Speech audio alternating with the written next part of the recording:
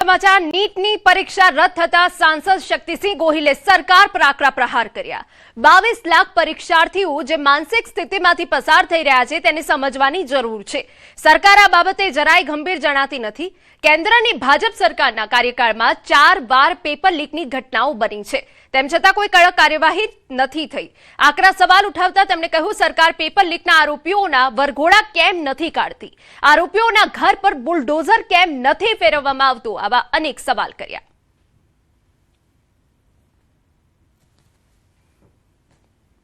Bharatiya Janata party सरकार केंद्र में आव्या पछी 2016 में 2021 में 2024 में અને 2026 में आ वर्षे पेपर नीटना फूटवाना किस्साओ बहार आव्या छे। 2024 में नामदार सुप्रीम कोर्टे पण गंभीरता लीधी। નીટની પરીક્ષા રદ થવાથી અમદાવાદમાં વિદ્યાર્થીઓમાં ભારે નારાજગી અને રોષ જોવા મળી રહ્યો છે। છેલ્લા 2 વર્ષથી દિવસ રાત એક કરીને ડોક્ટર બનવાનું સપનું સેવતા વિદ્યાર્થીઓની આકરી મહેનત પર જાણે પાણી ફરી વળ્યું છે। ફરી નીટની પરીક્ષા લેવાની જાહેરાત કરાઈ છે, ત્યારે સૌથી મોટો પ્રશ્ન એ છે કે ફરી લેવાનારી પરીક્ષામાં પારદર્શિકતા જળવાશે? વારંવાર થતી ગેરરીતિથી લોકોનો વિશ્વાસ ઉઠી રહ્યો છે।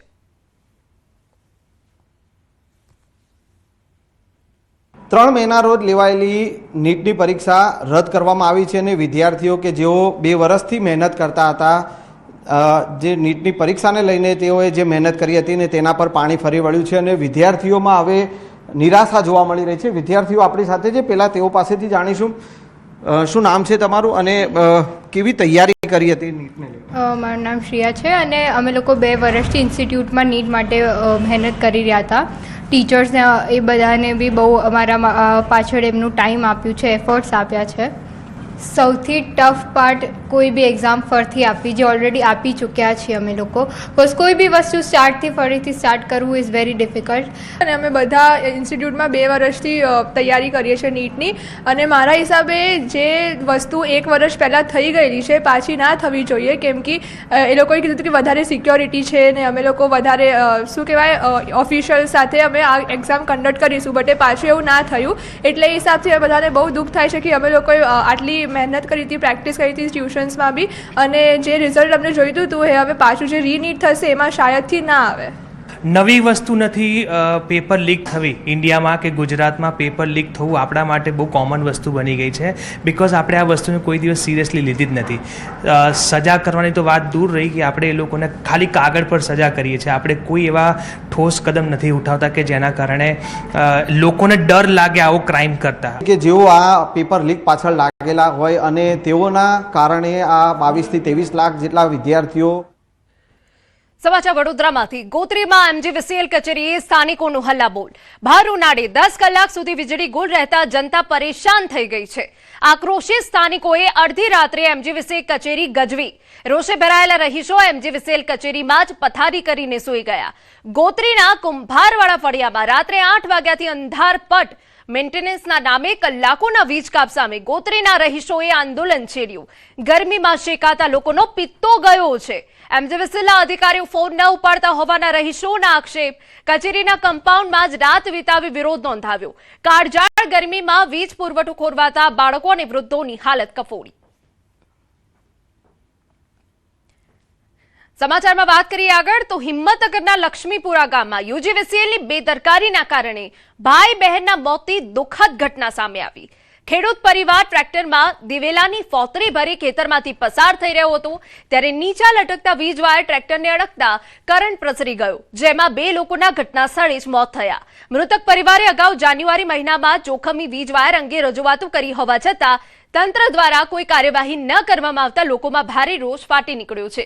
જિલ્લામાં અનેક જગ્યાએ હજુ પણ લટકતા વીજ વાયરો અને જોખમી ટ્રાન્સફોર્મર લોકો માટે જીવલેણ સાબિત થઈ રહ્યા છે, છતાં તંત્ર મુખ પ્રેક્ષક બની હોવાના પણ આક્ષેપ છે।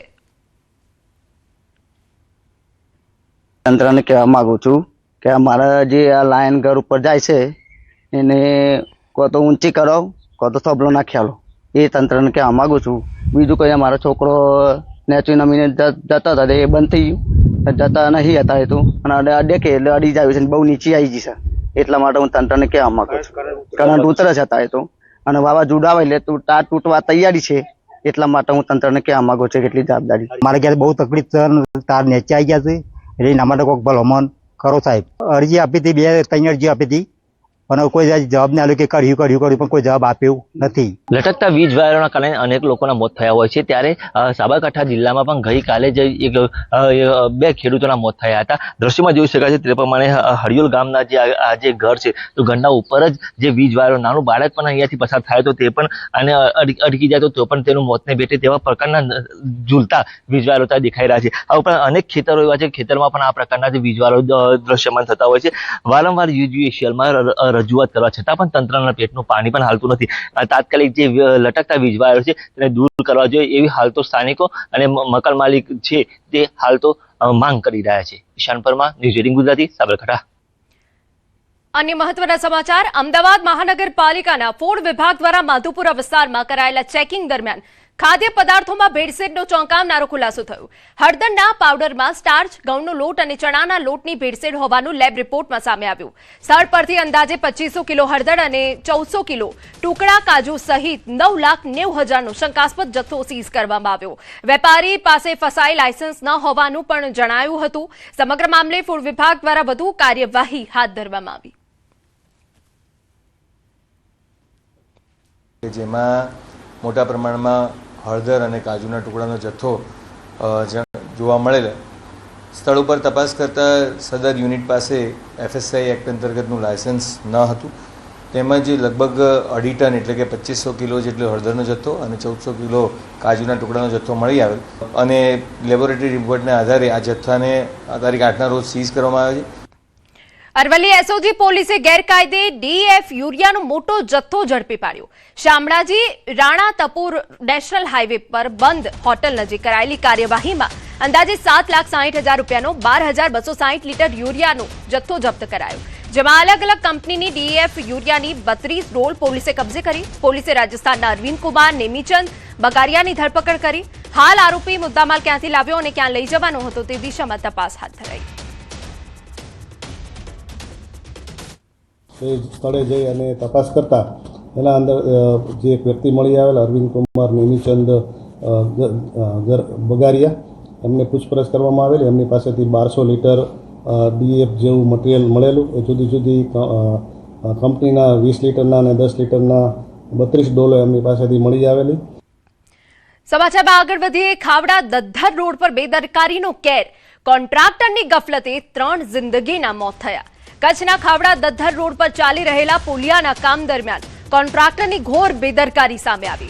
પોલિયા માટે ખોદાયેલા ઊંડા ખાડા પાસે કોઈ પણ પ્રકારનું ચેતવણી બોર્ડ, બેરિકેડ કે ડાયવર્ઝન માર્કિંગ ન મુકાતા સ્વિફ્ટ કાર સીધી ખાડામાં ખાબકી, જેમાં 3 લોકોના કરુણ મોત થયા. સ્થાનિકોમાં ભારે રોષ ફાટી નીકળ્યો છે કે આખરે લોકોના જીવ માટે આટલો મોટો ખેલ કેમ કરવામાં આવ્યો.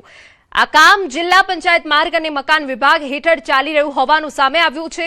સૌથી ગંભીર બાબત એ છે કે અકસ્માત બાદ પણ બાંધકામ શાખાના કાર્યપાલક ઇજનેર MA ટોપીવાલા તરફથી કોઈ સ્પષ્ટ જવાબ આપવામાં ન આવ્યો.